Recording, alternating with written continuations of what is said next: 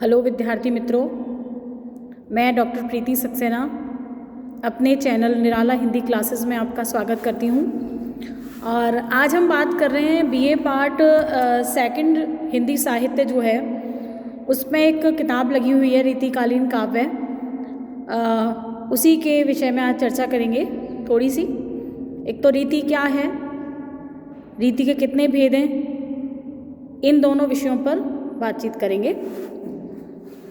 और उसके बाद पहला अध्याय रखा हुआ है आचार्य केशव का, तो उनके ऊपर थोड़ी सी बात करेंगे। तो सबसे पहले बात करते हैं कि रीति का मतलब क्या है, रीति का अर्थ क्या है। क्योंकि 1700 से 1900 तक का जो काव्यकाल है उसको हिंदी साहित्य के इतिहास में रीति काल के नाम से जाना जाता है। तो क्या मतलब है रीति का। आचार्य वामन जो हैं उन्होंने अपने ग्रंथ काव्यालंकार में रीति को काव्य की आत्मा स्वीकार किया और रीति रात्मा काव्य से कह करके इसकी घोषणा करी।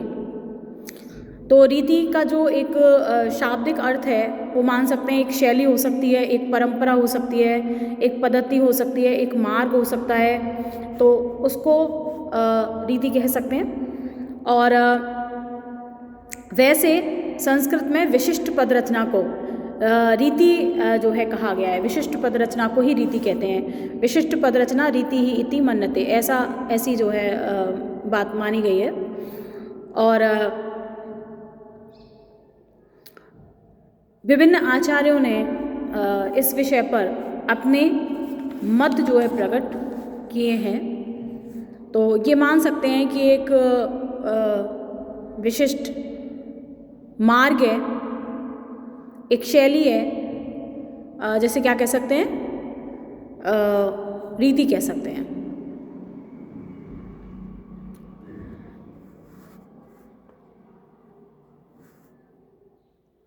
हिंदी साहित्य संस्कृत साहित्य में 6 संप्रदाय माने गए हैं। अलंकार संप्रदाय है, रस संप्रदाय है, वक्रोक्ति संप्रदाय है, ध्वनि संप्रदाय है, रीति संप्रदाय है और औचित्य संप्रदाय है। तो उसी में से एक जो है रीति, इन 6 संप्रदायों में से एक संप्रदाय रीति संप्रदाय के नाम से जाना जाता है। तो ये है रीति।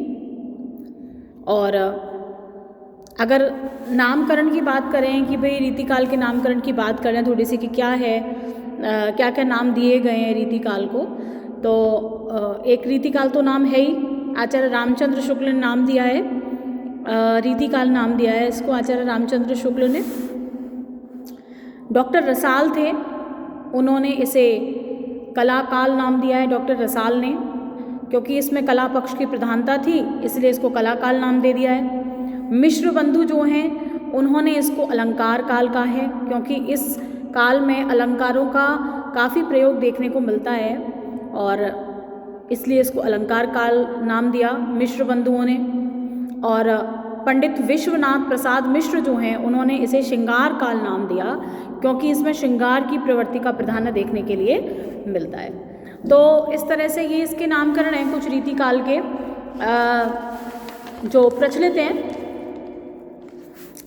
और कुछ खास प्रवृत्तियाँ इसमें देखने के लिए मिलती हैं। श्रृंगार का वर्णन मिलता है, नक्षिक वर्णन मिलता है, षड ऋतु वर्णन मिलता है, नायिका भेद के बारे में बातचीत होती है, अलंकारिकता की भावना देखने के लिए मिलती है, छंदों का अतिशय प्रयोग देखने के लिए मिलता है। इस तरह की कई सारी जो प्रवृत्तियाँ हैं वो इस युग में देखने को मिलती हैं।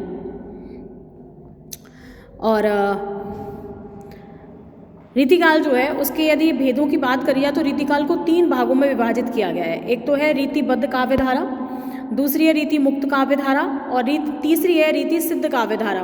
रीति सिद्ध काव्यधारा वो काव्यधारा है जिसमें रीति मुक्तता और रीतिबद्धता दोनों के लक्षण मिलते हैं। रीतिबद्ध काव्यधारा वो काव्यधारा है जिसमें जितने भी आचार्य कवि थे उन सभी ने संस्कृत के जो कवि हैं उनके जो नियम थे उनको स्वीकार करते हुए काव्य रचना की।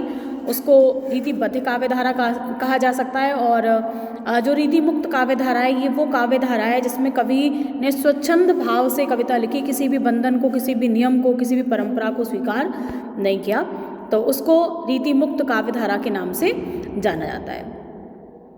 रीति सिद्ध काव्य धारा जो है, रीतिबद्ध काव्य धारा जो है, उसमें जो कवि हैं वो हैं देव हैं, सेनापति हैं, मतीराम हैं, पद्माकर हैं, इस तरह से कई सारे कवि हैं जो रीतिबद्ध काव्य धारा के कवि हैं और जिन्होंने बंधी बंधाई जो परिपाटी थी उसको स्वीकार किया था।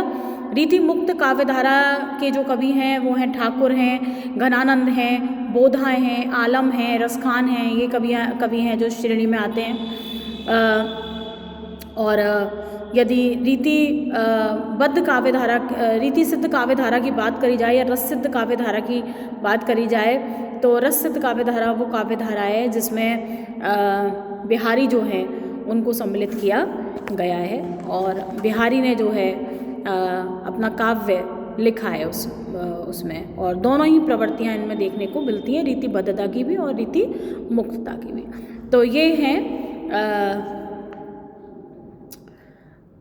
रीतिकाल, रीति का अर्थ और रीतिकाल का जो नामकरण है वो, और रीति जो काल है उसको कितने भागों में विभाजित किया गया है। धन्यवाद।